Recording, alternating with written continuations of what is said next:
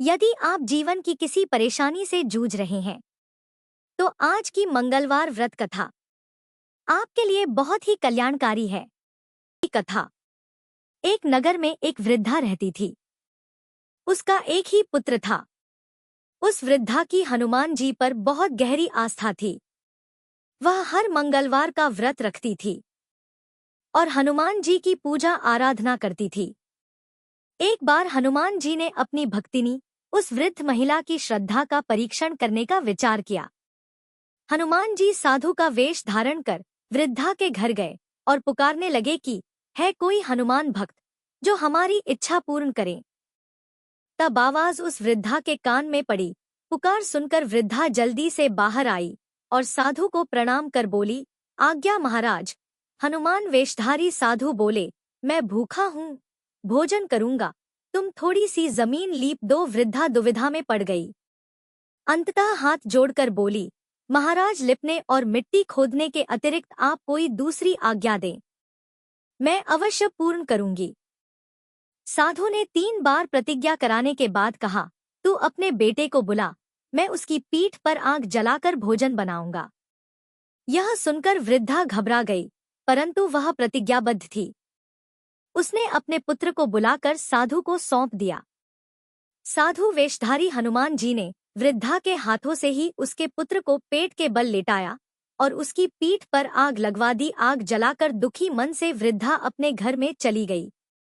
इधर भोजन बनाकर साधु ने वृद्धा को बुलाकर कहा कि उनका भोजन बन गया है, तुम अपने पुत्र को पुकारो ताकि वह भी आकर भोग लगा ले। इस पर वृद्धा बोली, उसका नाम लेकर मुझे और कष्ट ना दें। लेकिन जब साधु महाराज नहीं माने तो वृद्धा ने अपने पुत्र को आवाज लगाई। वह अपनी माँ के पास आ गया और अपने पुत्र को जीवित देखकर वृद्धा को बहुत आश्चर्य हुआ। वह साधु के चरणों में गिर पड़ी। तब हनुमान जी अपने वास्तविक रूप में प्रकट हुए और वृद्धा को भक्ति का आशीर्वाद दिया तो प्रेम से बोले, शंकर भगवान की जय हो, बजरंगबली की जय हो। आइए सुनते हैं मंगलवार व्रत की पौराणिक कथा। एक बार नैमिषारण्य तीर्थ में 80,000 मुनि एकत्र होकर पुराणों के ज्ञाता श्री सूत जी से पूछने लगे, हे महामुनि, आपने हमें अनेक पुराणों की कथा सुनाई है, अब कृपा करके हमें ऐसा व्रत और कथा बताएं जिसके करने से संतान की प्राप्ति हो तथा मनुष्यों को रोग, शोक, अग्नि, सर्व दुख आदि का भय दूर हो, क्योंकि कलयुग में सभी जीवों की आयु बहुत कम है। फिर इस पर उन्हें रोग चिंता के कष्ट लगे रहेंगे तो फिर वह श्री हरि चरणों में अपना ध्यान कैसे लगा सकेंगे। श्री सूत जी बोले, हे मुनियों, आपने लोक कल्याण के लिए बहुत ही उत्तम बात पूछी है। एक बार युधिष्ठिर ने भगवान श्री कृष्ण से लोक कल्याण के लिए यही प्रश्न किया था। भगवान श्री कृष्ण और युधिष्ठिर का संवाद तुम्हारे सामने कहता हूँ, ध्यान पूर्वक सुनो। एक समय पांडवों की सभा में श्री कृष्ण जी बैठे हुए थे। तब युधिष्ठिर ने भगवान श्री कृष्ण से प्रश्न किया, हे प्रभु नंद नंद गोविंद, आपने मेरे लिए अनेकों कथाएं सुनाई है, आज आप कृपा करके ऐसा व्रत या कथा सुनाएं जिसके करने से मनुष्य को रोग, चिंता का भय समाप्त हो और उसको पुत्र की प्राप्ति हो। हे प्रभु, बिना पुत्र जीवन व्यर्थ है। पुत्र के बिना मनुष्य नरकगामी होता है। पुत्र के बिना मनुष्य पितृ ऋण से छुटकारा नहीं पा सकता और ना ही उसका पुण्यक नामक नरक से उद्धार हो सकता है। अतः पुत्रदायक व्रत बताएं। श्री कृष्ण भगवान बोले, हे राजन, मैं एक प्राचीन इतिहास सुनाता हूँ, आप उसे ध्यान पूर्वक सुनो। कुंडलपुर नामक एक नगर था। उसमें नंदा नामक एक ब्राह्मण रहता था। भगवान की कृपा से उसके पास सब कुछ था, फिर भी वह दुखी था। इसका कारण यह था कि ब्राह्मण की स्त्री सुनंदा के कोई संतान नहीं थी।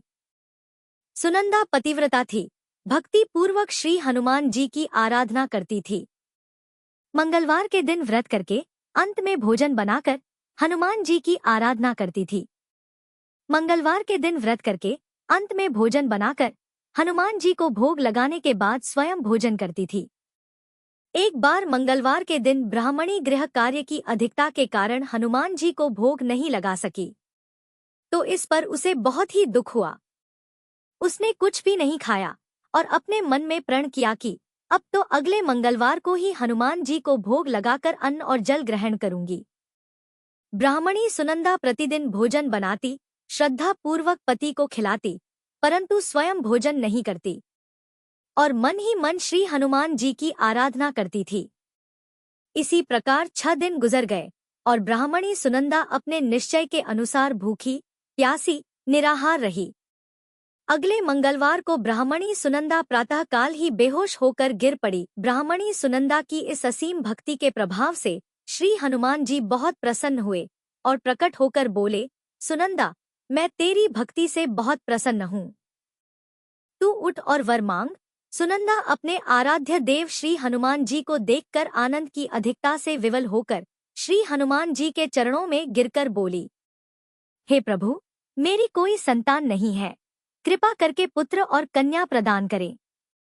आपकी अति कृपा होगी। श्री महावीर जी बोले, तेरी इच्छा पूर्ण होगी, तेरे एक कन्या पैदा होगी, उसके अष्टांग प्रतिदिन सोना दिया करेंगे। इस प्रकार कहकर श्री महावीर जी अंतर्ध्य हो गए। ब्राह्मणी सुनंदा बहुत हर्षित हुई और समाचार अपने पति से कहा। ब्राह्मण देव कन्या का वरदान सुनकर कुछ दुखी हुए, परंतु सोना मिलने की बात सुनी तो बहुत प्रसन्न हुए। उन्होंने विचार किया कि ऐसी कन्या के साथ मेरी निर्धनता भी समाप्त हो जाएगी। श्री हनुमान जी की कृपा से वह ब्राह्मणी गर्भवती हुई और 10वें महीने में उसे बहुत ही सुंदर पुत्री प्राप्त हुई। यह बच्ची अपने पिता के घर में ठीक उसी तरह से बढ़ने लगी जिस प्रकार शुक्ल पक्ष का चंद्रमा बढ़ता है। 10वें दिन ब्राह्मण ने उस बालिका का नामकरण संस्कार कराया। उसके कुल पुरोहित ने उस बालिका का नाम रत्नावली रखा, क्योंकि यह कन्या सोना प्रदान किया करती थी। इस कन्या ने पूर्व जन्म में बड़े ही विधान से मंगल देव का व्रत किया था। रत्नावली का अष्टांग बहुत सा सोना देता था। उस सोने से नंदा ब्राह्मण बहुत ही धनवान हो गया। अब ब्राह्मणी सुनंदा भी बहुत अभिमान करने लगी थी। समय बीतता रहा। अब रत्नावली 10 वर्ष की हो चुकी थी। एक दिन जब नंदा ब्राह्मण प्रसन्नचित था, तब सुनंदा ने अपने पति से कहा, मेरी पुत्री रत्नावली विवाह के योग्य हो गई है, इसलिए आप कोई सुंदर और योग्य वर देखकर विवाह कर दें। यह सुनकर ब्राह्मण बोला, अभी तो रत्नावली बहुत छोटी है। तब ब्राह्मणी बोली, शास्त्रों की आज्ञा है कि कन्या 8वें वर्ष में गौरी, 9 वर्ष रोहिणी, 10 वर्ष में कन्या, इसके पश्चात रजस्वला हो जाती है। गौरी के दान से पाताल लोक की प्राप्ति होती है, रोहिणी के दान से बैकुंठ लोक की प्राप्ति होती है, कन्या के दान से इंद्रलोक में सुखों की प्राप्ति होती है। अगर हे पतिदेव रजस्वला का दान किया जाता है तो घोर नरक की प्राप्ति होती है। इस पर ब्राह्मण बोला, अभी तो रत्नावली मात्र 10 ही वर्ष की है और मैंने तो 16 से 16 साल की कन्याओं के विवाह कराए हैं, अभी जल्दी ही क्या है। तब ब्राह्मणी सुनंदा बोली, आपको तो लोभ अधिक हो गया है। लगता है अगर 11वें वर्ष में विवाह नहीं होता है तो उसमें मासिक धर्म के रक्त का पिता और बड़े भाई को पान करना पड़ता है। शास्त्रों में कहा गया है कि माता पिता और बड़ा भाई रजस्वला कन्या को देखते हैं तो वह अवश्य ही नरकगामी होते हैं। तब ब्राह्मण बोला, अच्छी बात है, कल मैं अवश्य ही योग्य वर की तलाश में अपना दूध भेजूंगा। दूसरे दिन ब्राह्मण ने अपने दूध को बुलाया और आज्ञा दी कि जैसी सुंदर मेरी कन्या है वैसा ही सुंदर वर उसके लिए तलाश करो। दूत अपने स्वामी की आज्ञा पाकर निकल पड़ा। पंप नगरी में उसने एक सुंदर लड़के को देखा। यह बालक एक ब्राह्मण परिवार का बहुत गुणवान पुत्र था। इसका नाम सोमेश्वर था। दूत ने इस सुंदर और गुणवान ब्राह्मण पुत्र के बारे में अपने स्वामी को पूर्ण विवरण दिया। ब्राह्मण नंदा को भी सोमेश्वर अच्छा लगा और फिर एक शुभ मुहूर्त में विधि पूर्वक कन्यादान करके ब्राह्मण संतुष्ट हुए। परंतु ब्राह्मण के मन में तो लोभ समाया हुआ था। उसने कन्यादान तो कर दिया था, पर वह बहुत ही खिन्न था। उसने विचार किया कि रत्नावली तो अब चली जाएगी और मुझे इससे जो सोना मिलता था वह अब मिलेगा नहीं। मेरे पास जो धन था कुछ तो इसके विवाह में खर्च हो गया और जो शेष बचा है वह भी कुछ दिनों के बाद समाप्त हो जाएगा। मैंने तो इसका विवाह करके बहुत बड़ी भूल कर दी है। अब कोई ऐसा उपाय हो कि रत्नावली मेरे घर में ही बनी रहे, अपनी ससुराल ना जाए। लोभ रूपी राक्षस ब्राह्मण के मस्तिष्क पर छाता जा रहा था। रात भर अपनी शैया पर बेचैनी से करवटें बदलते बदलते उसने एक बहुत ही क्रूर निर्णय लिया। उसने विचार किया कि जब रत्नावली को उसका पति सोमेश्वर अपने घर के लिए जाएगा तो वह मार्ग में छिपकर सोमेश्वर का वध कर देगा और अपनी लड़की को अपने घर ले आएगा, जिससे नियमित रूप से उसे सोना भी मिलता रहेगा और समाज का कोई मनुष्य उसे दोष भी नहीं दे सकेगा। जब अगले दिन सुबह हुई तो नंदा और सुनंदा ने अपनी जमाई तथा लड़की को बहुत सारा धन देकर विदा किया। सोमेश्वर अपनी पत्नी रत्नावली को लेकर ससुराल से अपने घर की तरफ चल दिया। ब्राह्मण नंदा महालोभ के वशीभूत होकर अपनी मति खो चुका था। पाप पुण्य का उसे विचार नहीं रहा था।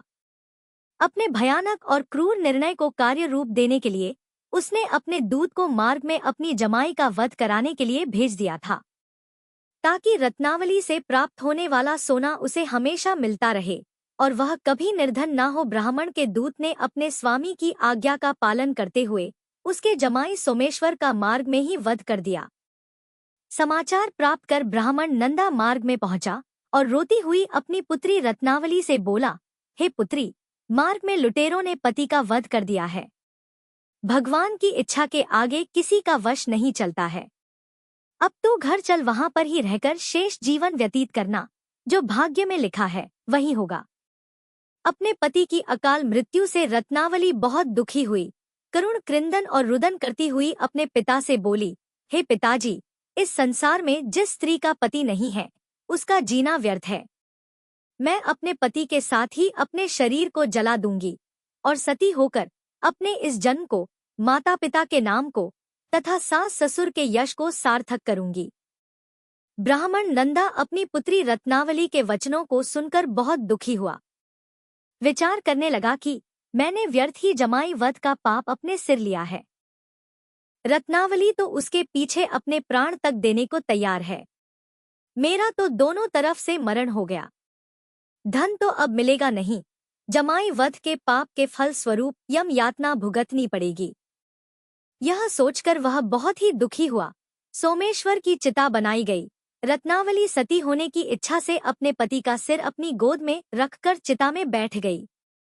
जैसे ही सोमेश्वर की चिता को अग्नि लगाई गई, वैसे ही प्रसन्न होकर मंगल देव वहां प्रकट हुए और बोले, हे रत्नावली, मैं तेरी पति भक्ति से बहुत प्रसन्न हूँ। तू वर मांग। तब रत्नावली ने अपने पति का जीवन दान मांगा। मंगलदेव बोले, रत्नावली, तेरा पति अजर अमर है। यह महाविद्वान भी होगा और इसके अलावा तेरी जो इच्छा हो वह वर मांग।